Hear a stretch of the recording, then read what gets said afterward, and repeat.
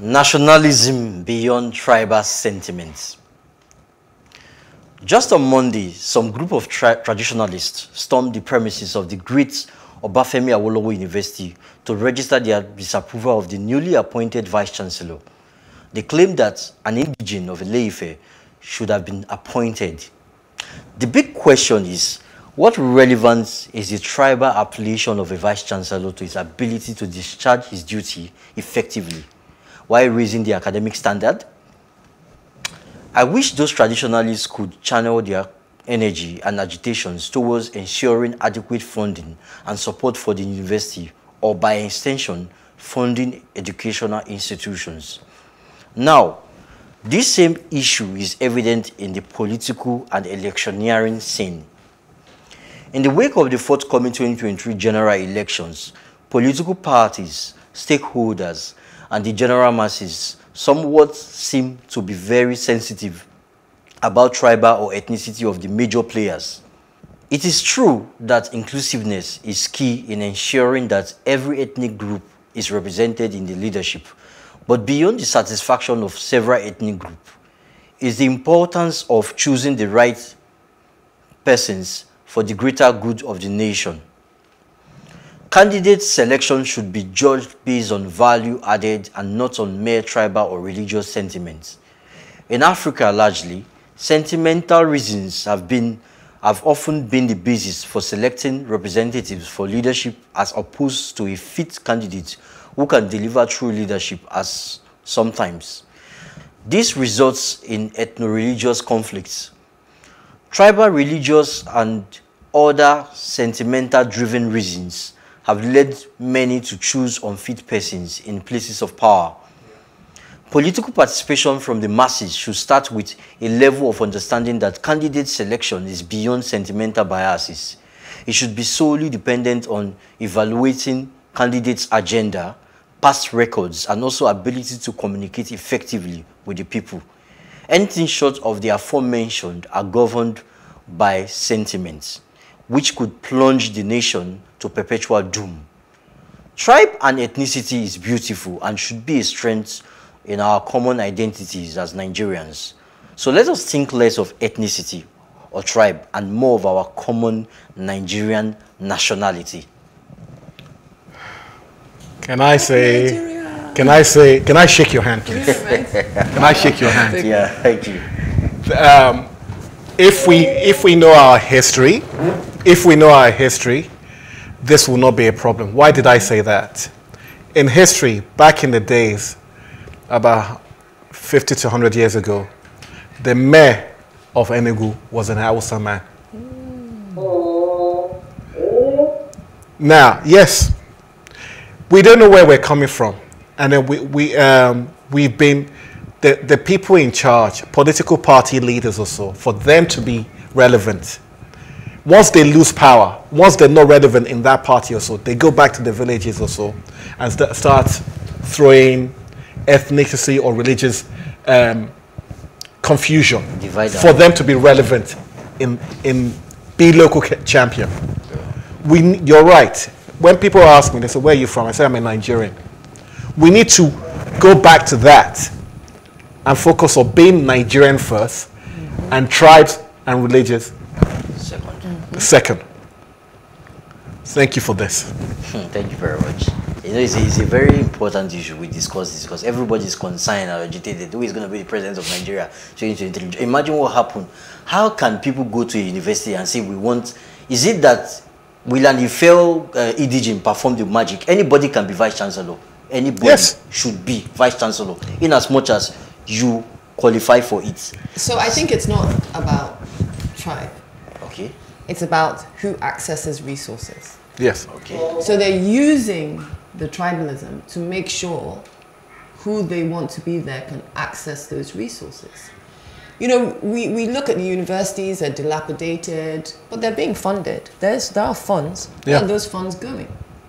So it's about who can access and siphon these funds into people's personal pockets and people's personal communities. And so they're not interested in actually putting someone viable there because it doesn't serve their purpose. It doesn't serve the purpose that they want. If people truly want the situation with universities, the government, and general life to get better, we would be putting people in charge who are capable, who have the rights to be there, that they're properly experienced, certified, qualified, and have shown that they're invested in our nation.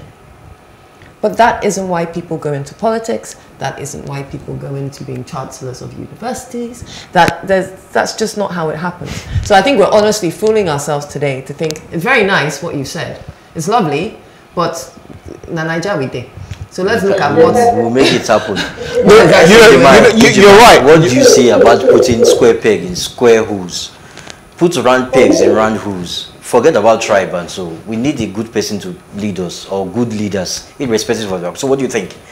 I'm not going to say that don't advocate in this situation. I'm going to say two very big words. One, still waters run deep. Two, tribalism, the bane of my country. It's not something we can just set aside, you see. We have to be very careful in saying that, oh, yeah, let us put nationalism above tribalism. You guys have all made very salient points.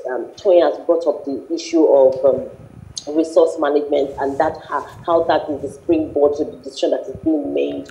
Elijah has said that, oh, what about the intellectual capacity of the individual being discussed?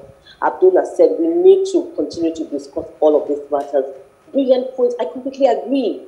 However, we have to conceptualize it. In Nigeria as it is, there are several issues with people saying, oh, I've been marginalized, I've not been given the right attention, my people do not sit at the center, we do not have access to the control, we don't have access to power, we don't have access to control resources.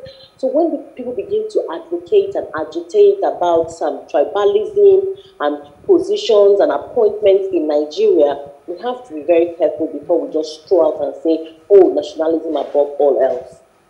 So on that matter, for OAU, I'm going to ask two questions. Is there an indigenous person that can also fit into this position? And the answer is yes. Why wasn't it considered? All right.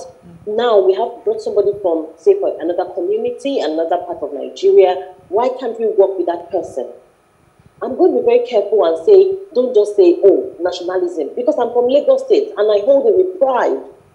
If you want to come and govern in Lagos State, the question I'm going to ask you first, before you bring an Hausa man, have you considered the locals? We preach diversity on an international level. We preach inclusion on a national level. We must also recognize that there are minority ethnical groups and there's minority tribes that are not given the same access to the center. And so they said, he who comes to equity must come with clean hands. And that's where I'm going to rest my point. But when you say local, I'm going to ask you a question. Somebody, let me give you an example. You get back to a child in Lagos, even though the parents are not Yorubas. Let's say the parents are, perhaps, let me use Igbos, for example. And you get back to a child in Lagos. You decide to name your child Chukwuebuka Lawan, kind of. That child has the right to claim Lagos as, it's an indigenous of Lagos. Absolutely. You should grow up, even if you relocate to any part of the country, you should stay, if you stay more than 10 years there, you should be able to run for political office. Yeah, good luck but with that.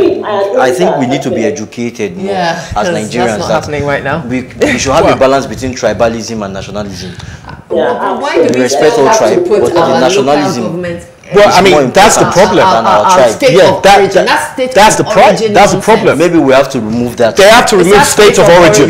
They need to remove state and put state of residence. State of residence. If they do that, that will go a long way. I think we have to rethink this. We have to rethink Nigeria. Yeah, Nigeria first. But as Tonya said, listen, the biggest problem we have. The biggest problem, as Tonya said, the biggest problem, this is Nigeria now. Why? Look at the people who are meant to be making the laws in the Senate, in the House of Rep. They will not do anything unless somebody gives them something. That's the problem. Allegedly. Keep fighting. Allegedly. Yes, what she said. Thank you very much. Well done, Let's put Nigeria first. We thank you for your attention while the program lasted. We hoped our conversations resonated with you and that in some small way encouraged you to contribute to your immediate environment.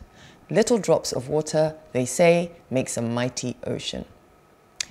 Don't forget, the advocacy continues on our social media platforms on Facebook, Plus TV Africa, hashtag #TheAdvocateNG, and on Twitter and Instagram at Plus TV Africa, hashtag #TheAdvocateNG. To catch up with previous broadcasts, go to plustvafrica.com/TheAdvocateNG. Don't forget to subscribe to our YouTube channel, Plus TV Africa and Plus TV Africa Lifestyle. Join us next week, same time, on this station. Let's keep advocating for a better society. See you next time. Bye.